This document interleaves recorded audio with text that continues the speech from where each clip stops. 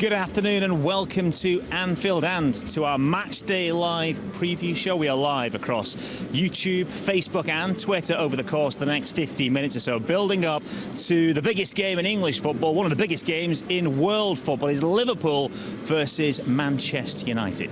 Stephen Warnock and David James are my guests down pitchside in front of the Kop, and there's plenty for them to chat about over the course of the next 15 minutes or so. We'll discuss just how big this game is and how big this fixture is. We'll also take a look at Erik ten Hag's Manchester United and the job that he has done.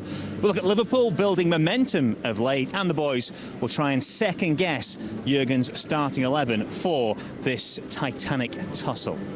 Yeah, it is our Matchday Live preview show, but as David is here as well, it's also a bit of a Jason McAteer therapy session, isn't it? We've worked with him extensively. JMO played with him. We'll get a few things out in the open, like work through a few issues through the course of the programme. It'll be good for us all, I think. We'll get to that later, though. Let's focus about the game here. David, you played in this fixture 11 times.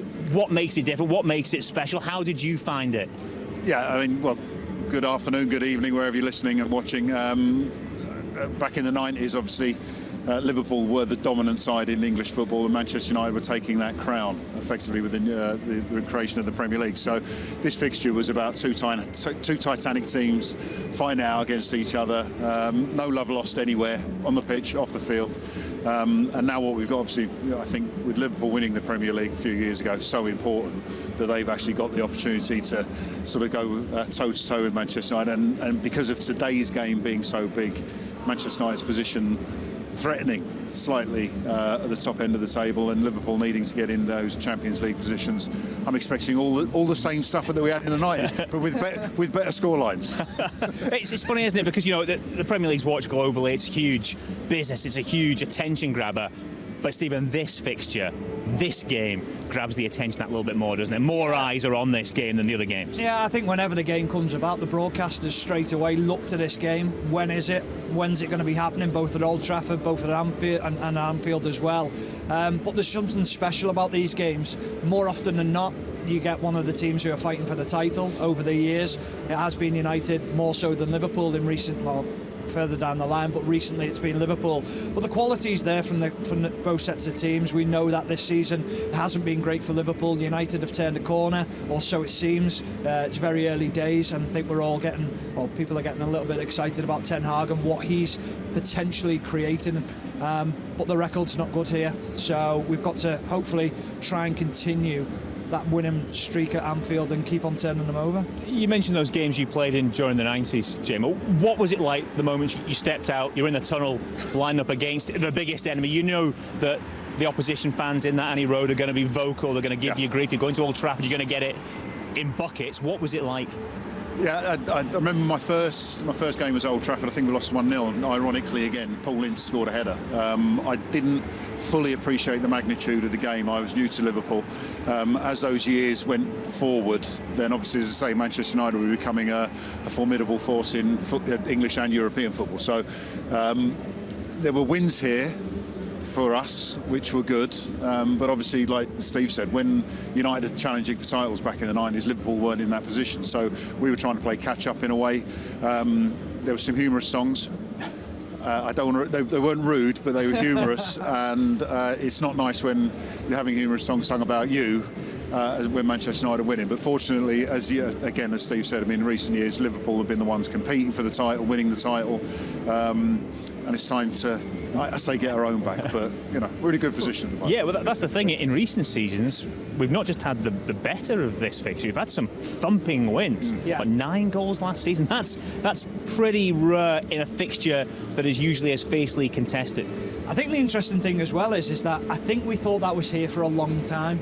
And then Erik ten Hag's arrived, and suddenly there's a change. There's a change in the landscape of the way Manchester United play, the way that the team is set out on the pitch. I think Liverpool fans, after humiliating Manchester United at Old Trafford and then here as well, thought that this was going to be the same thing for the next 4 or 5 years, and we were all sort of getting excited about that. There's been a huge turnaround. I don't expect that to happen today. I think it'll be a very close contested game, but we have had the upper hand, and hopefully the mentality of that especially coming to Anfield, will be in our favour. I know we lost the game at Old Trafford, but I still think in recent games we've started to turn a little bit of a corner. The clean sheets will help as well going into this. That game at Old Trafford, how much was that about what they did, how much they were up for it, the new players they had in and around the group, and how much was it about mistakes by us, problems with us? A bit of both, and that'll always be the way. Mistakes will always cost you, they're always key. I think it was probably the start of where we started to question where the team were at and the vulnerabilities of the team as well. I think we also know that the mistakes, when you've got players of the ability of Marcus Rashford, you're going to get punished, and that is what we've seen in recent weeks, where we've been okay against Everton, Newcastle, and then against Wolves, but you play against the quality of Real Madrid and you'll get punished. I think it's the same today. I think if we make mistakes today, we will be punished because of the form of Rashford and the quality of Bruno Fernandes as well. Yeah, you know, Stephen said perhaps we're a little surprised at how quickly it's turned around for Erik ten Hag to a point. We expected maybe the dominance to continue a little bit longer. What has he done well in the time he's been at the club? I'm not surprised. I'm not a Manchester United fan, but I like to think I understand football and quality players, and I think Manchester United have had quality players for the last few years. They've just been mismanaged. What Ten Hag's done is essentially got a lot of players who are, as I say, quality, to play in a way, to believe that the way they're playing is going to get them results. Of course, when you're sending Ronaldo packing, in whatever context you want to put that in, it sends out a message to the rest of the team. That was easier said than done, though. He deserves credit for how he sort of found his way through that. I mean, this is the point. You've got a manager who has basically said, look, I'm in charge here. The first game, going back to the 2-1 at Old Trafford, Liverpool weren't in great form going into that game, and I think, like Steve said, I think there was an expectancy. Okay, we haven't lost, they have. 2 draws, we're better than them. But Ten Hag already had the sort of mentality starting to shift. Again, with the Ronaldo thing, it was a big call.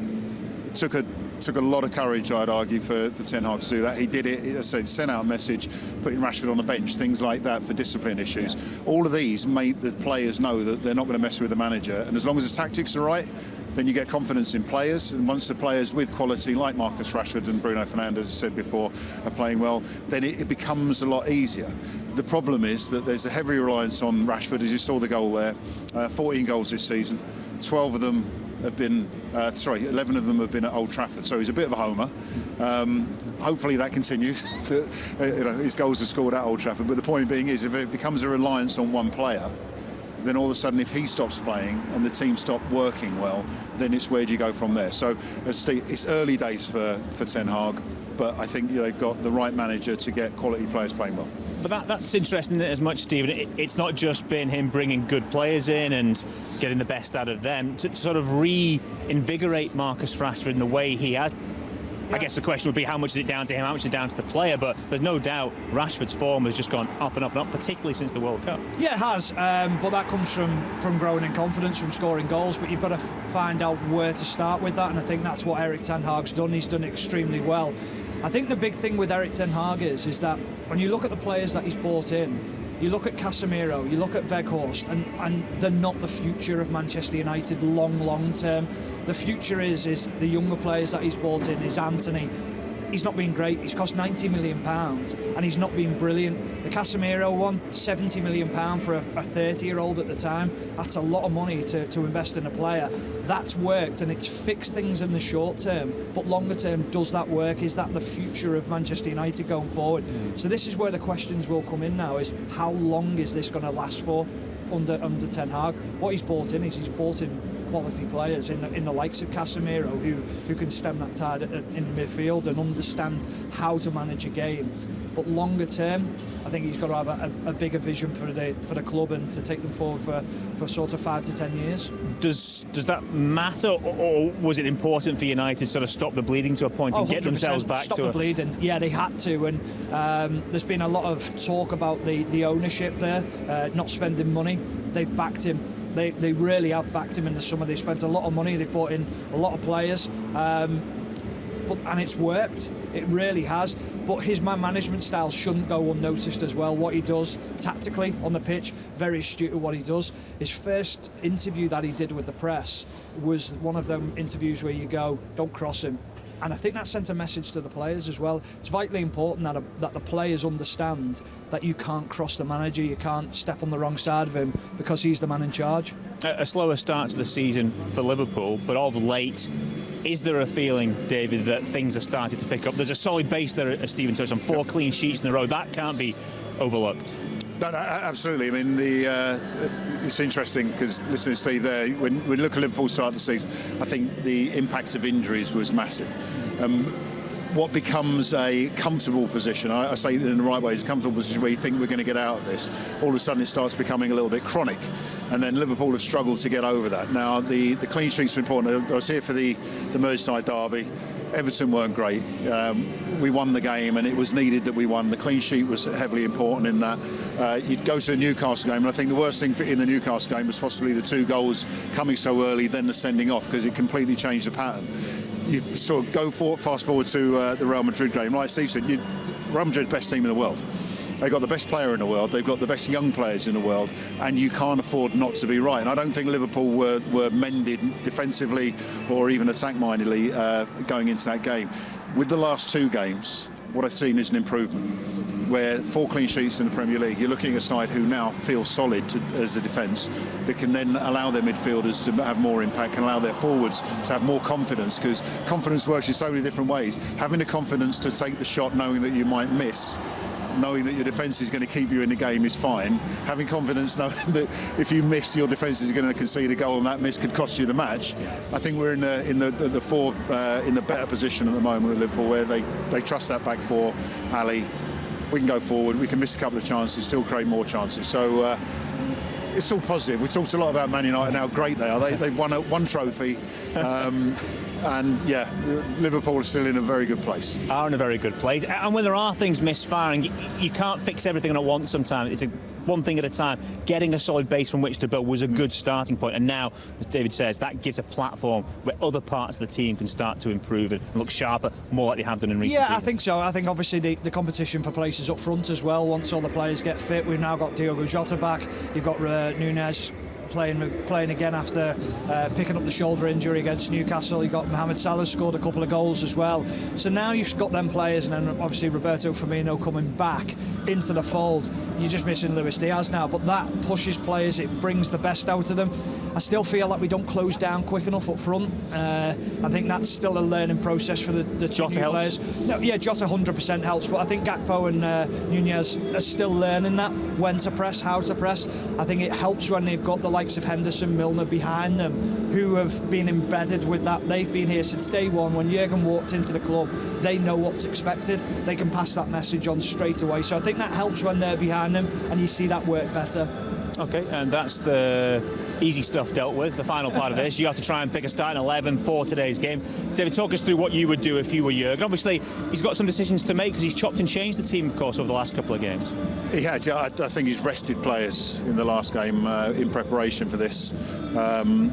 The interesting player for me at the moment is Bijsetic, because his quality is, for his age and everything, is fantastic.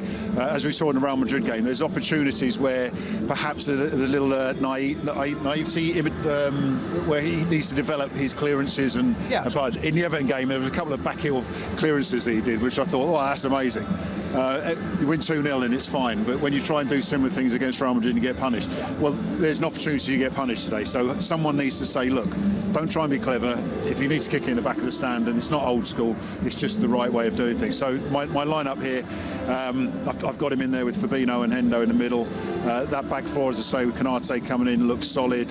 I think Steve touched earlier when we were talking about Rashford possibly playing on the left against Trent Alexander.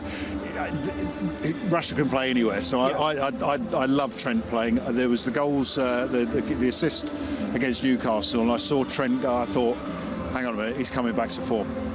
He's picking out passes, difficult passes for Nunez. The finish was difficult, it was beautiful. Mo Salah's starting to score at home. He's becoming a homer. We want him to be a big homer today. As I say, when I say Liverpool are in a great place, I'm comparing it over the course of this season, not in recent seasons, obviously. But what I'm seeing is the improvement, which I think is important in today's game, to stop what those guys down the other end think is going to be an easy game for them. So that's my lineup.